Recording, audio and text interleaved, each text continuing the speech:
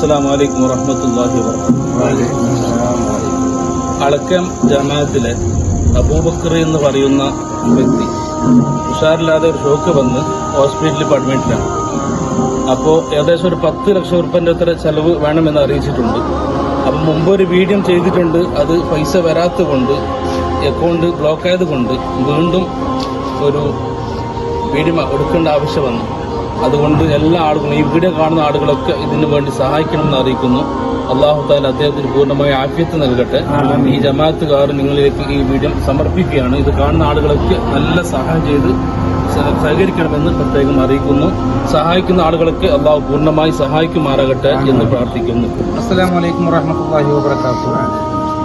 ಆಲಕ್ಕೆ ಜಮಾತುಗಳಪಟ್ಟ ಅಂದರೆ ರಹಮಾನಿಯಾ ಜುಮಾ ಮಸೀದಿಯ ಆಡಳಿತ ಕಮಿಟಿಯೆಲ್ಲ ಜನರಲ್ಲಿದ್ದಾರೆ. ನಾವು ಪುಂಡಿಕ್ ಅಬೂಬಕರ್ ಎಂಬ ಒಂದು ವ್ಯಕ್ತಿಯ ಬ್ರೈನ್ ಸ್ಟ್ರೋಕ್ ಆಗಿ ಫಸ್ಟ್ ನೀರು ಹಾಸ್ಪಿಟಲ್ ಅಡ್ಮಿಟ್ ಆಗಿದ್ದಾರೆ. 10 ಲಕ್ಷದ ಮೊತ್ತ ಬೇಕಾಗುತ್ತೆ. ಆದ್ದರಿಂದ ನಾವೊಂದು ವಿಡಿಯೋ ಮೊದಲು ಮಾಡಿ ಹಾಕಿದ್ದೇವೆ. ಅದರಲ್ಲಿ ಅಮೌಂಟ್ ಬರಲಿಲ್ಲ. ಕಾರಣ ಅಂತ ಹೇಳಿದರೆ ಅದು ಬ್ಲಾಕ್ ಆಗಿದೆ. ಆದ್ದರಿಂದ ಸರ್ವಧರ್ಮೀಯ ದಾನಿಗಳು ಈ ಒಂದು ವಿಡಿಯೋವನ್ನು ಎಲ್ಲರಿಗೂ ಶೇರ್ ಮಾಡಿ ಸಹಾಯ ಮಾಡಿ, ತಮ್ಮ ಕೈಯಲ್ಲಿ ಆಗುವಂತಹ ಒಂದು ಸಹಾಯವನ್ನು ಮಾಡಿ ಸಹಕರಿಸಿ.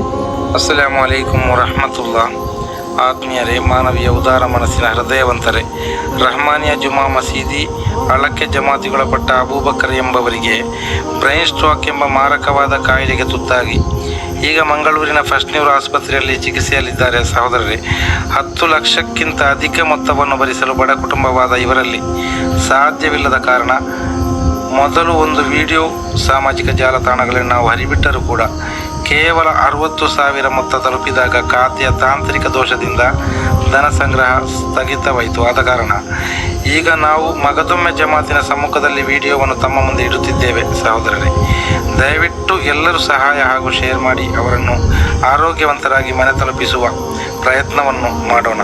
ಸಹಾಯ ಸಹಕಾರವನ್ನಿಟ್ಟು ಸಹಕರಿಸುವ ಎಲ್ಲರಿಗೂ ಸೃಷ್ಟಿಕರ್ತನು ತಕ್ಕದಾದ ಪ್ರತಿಫಲವನ್ನು ನೀಡಲಿ. ಆಮೀನ್.